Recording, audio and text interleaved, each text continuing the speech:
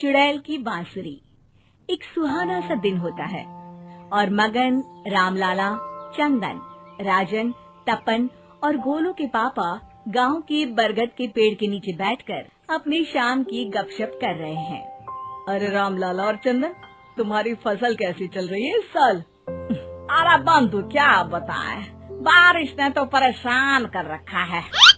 सही बात, बारिश की कमी ने दिमाग खराब कर दिया है। सरपंच गांव वालों के लिए एक खबर लेकर आता है। अच्छा मेरे गांव के भाइयों, सुनो जरा। हमारी सरकार ने किसानों के लिए शहर में एक सेमिनार का आयोजन किया है, जिसमें वो खेतों के बारे में और भी कुछ जानकारी देंगे। तो मुझे लगता है कि हमें वहां जाना चाहिए। सरपंच जी, मेरे खेतों में कीड़ों ने परेशान कर दिया है, उसके लिए कुछ जानकारी मिलेगी क्या? बिल्कुल, तुम्हारे खेतों के बारे में तुम्हें सारी जानकारी देंगे। बोलो, तुम तीनों को जाना चाहिए, बहुत फायदा होगा तुम्हें उससे। ये कहकर सरपंच वहाँ से चला जाता है और तीनों सोचते हैं कि वो शाम के वक्त मैदान पर मिलेंगे और वहीं से रवाना हो जाएंगे। तीनों दोस्त मैदान पर मिलते हैं और जैसे ही निकलना शुरू करते हैं तभी एक बांसुरी की आवाज सुनकर वो भी उसी ओर सम्मोहित स्थिति में चलना शुरू कर देते हैं। कुछ बच्चे हर बार की तरह अपना दोपहर का फुटबॉल का गेम खेल रहे हैं। पकड़ लिया, पकड़ के दिखा मुझे, इतना भी नहीं कर सकता। अच्छा, कितना भागेगा? आखिरकार तो मेरी पकड़ में आ ही जाएगा। हाँ, तुझे पता नहीं तपन, राजन कितनी तेज दौड़ लगा सकता है। खेलते खेलते अचानक से एक बांसुरी की मीठी आवाज सुनाई पड़ती है।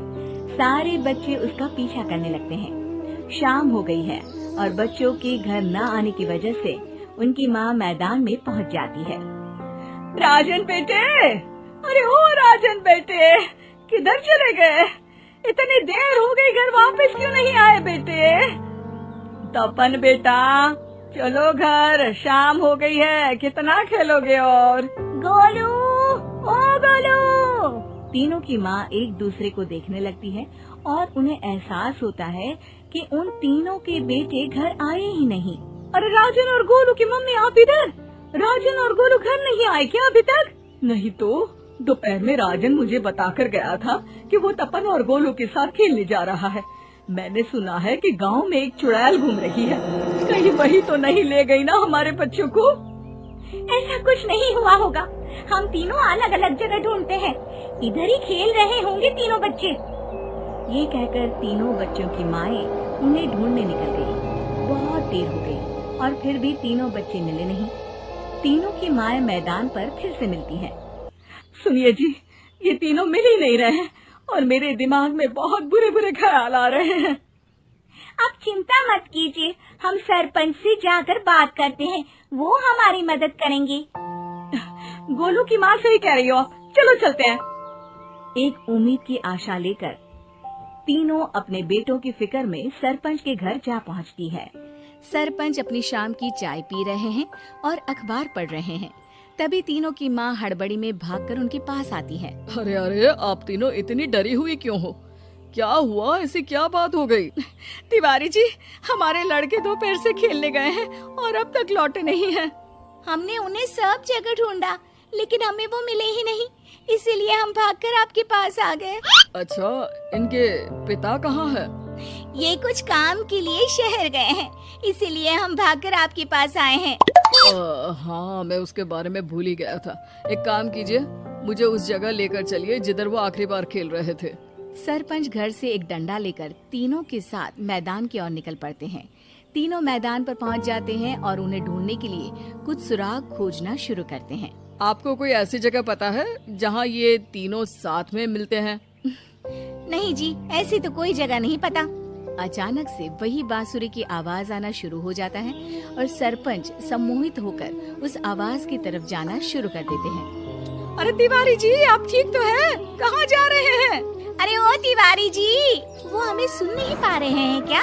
सरपंच बांसुरी की धुन में झुककर उसी दिशा में आगे बढ़ रहे थे। ये आवाज कैसी? ऐसा लग रहा है कि कोई बांसुरी बजा रहा हो। हाँ, सरपंच जी भी उसी दिशा में जा रहे हैं। सरपंच का पीछा कर तीनों मैदान के टूटे हुए बंगले पर पहुंच गए और सरपंच के पीछे दरवाजे के अंदर घुस गए। तीनों बंगले के अंदर झांकते हैं तो देखते हैं कि बहुत अच्छे से संभाला गया है बंगला। उतने में एक हंसी की आवाज आती है। मेरी बांसुरी, तूने मुझे आज तक कभी तंग नहीं किया। हमेशा अपने जादू से लड़कों को खींच लाती है। ये बोलते ही राजन की माँ को तीनों बच्चे और उनके पिता वहाँ चुड़ैल के पास लेटे हुए दिखते हैं। अरे वो देखो गोलू के पापा। अरे रे, अरे गोलू की माँ, अब चुप रहिए ना जरा। उस चुड़ैल ने देख लिया तो हम भी फंस जाएंगे। इन्हें बचाएगा कौन?